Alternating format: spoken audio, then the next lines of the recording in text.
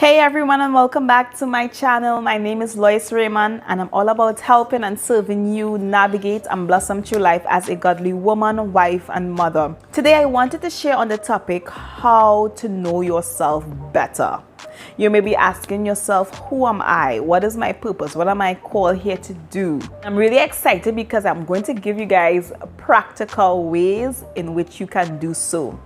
You see, it's important that you know who you are. This is going to help you in building the life you want. You are unique, you are special, you are one of a kind. And it's important that you know your gifts, your strengths, your challenges, what motivates you, your passions, your calling. These are things that you need to know in order to move forward and just make leaps and bounds in life. The first step in knowing yourself better is to really get in touch and know your values, your why, what you like, what you don't like. Get a piece of paper and just write down everything that you think you know about yourself. Like write every single thing, your favorite color, what you like, your food, what you're passionate about, what impresses you most about yourself, habits, your traits.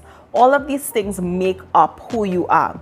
And it's important that you know these things and you're aware of it, your values. How do you define success? What matters to you the most? That's the foundation of first knowing who you are. Secondly, in the quest of finding yourself, I highly recommend that you do a temperament or a personality quiz.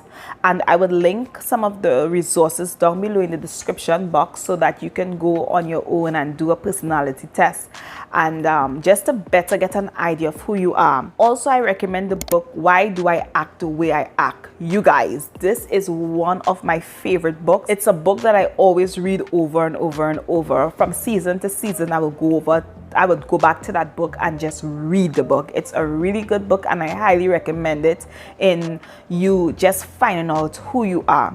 In that book by Tim Lahaye, guys, I'm not going to butcher this man's name. His name is right here, right? He talks about the 4 temperaments, the sanguine, the choleric, melancholy, and phlegmatic. And what I love about this book, it will tell you like a temperament, to the way you drive, to the way you shop. Even I love it because it gives like a biblical standpoint in terms of the ministry, what ministry will best suits you, what's your strength, what's your challenges, the fruits of the spirit, what fruit will give you challenge and what fruit will be an ease for you. I love this book so much, you guys. Like I'm getting all excited just talking about the book, so I highly recommend that book. I also want to add that it's important that you be content in the stage that you are at. You may not like a lot of things about yourself now, but you don't get mature overnight. It takes challenges, it takes situations, it takes things to really make you grow and blossom in life. There are things that you may not like about yourself. I want you to give yourself grace, knowing that you are in the journey of maturity, and as time goes on and as you mature, things are going to change. You don't have to stay the way you are. I hear a lot of people and they say, you know, well, this is how I am, so you have to accept it. No, don't ever adapt that type of mentality. You can change. You can become a better person. If there's something within you that you don't like, you could buff that. You know, if there is a challenge that you have, probably your challenge may be anger. There's a way that you can buff that so that you can use that anger into passion, and that you'll be able to know how to use that passion positively and not negatively. I encourage you today, don't be so hard on yourself and give yourself grace in the season of life that you're in. And be content in every season that you're in. The third thing I recommend is knowing your love language. In this book, it talks about the 5 love languages: acts of service, quality time, physical touch, receiving of gifts, and words of affirmation. And it's important that you know how you really love to feel loved, so that you can better communicate that with other people, and that you can be clear with them and say, this is how I feel loved, so this is how I want to receive love. This is how you can fill my love tank. And you can just communicate better.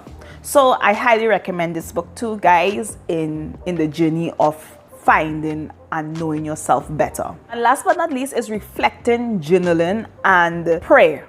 God is the one that created us. So who we have to go to? You always have to go back to the manufacturer. It's He that created us, so He knows everything about us. He knows you better than you know you.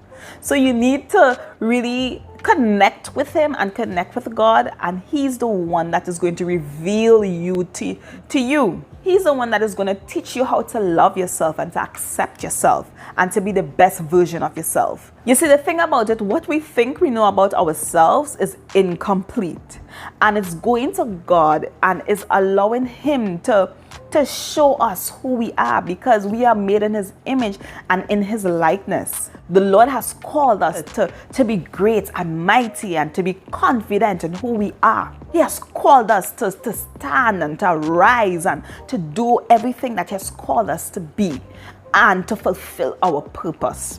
So I encourage you today, as you go on this journey of just knowing who you are, these are practical, basic steps in finding who you are. Of course, the last one is very important, communicating and allowing God to show you who you are. And sometimes the way He's going to show you who you are is by situations, by trials. It's by trials that things that are in you, you didn't even know that were in you. Like, I didn't know I was so strong. I didn't know the strength that I had until I was in that labor room in severe pain and having to push through and to press through those pain to birth a baby. I didn't know that wasn't within me. So honestly, you guys, sometimes it takes trials, it takes hardship to really discover who you are too as well. So as you're in this journey of self-discovery, know that God is with you and He's on your side. I'll see you guys in the next one. Bye.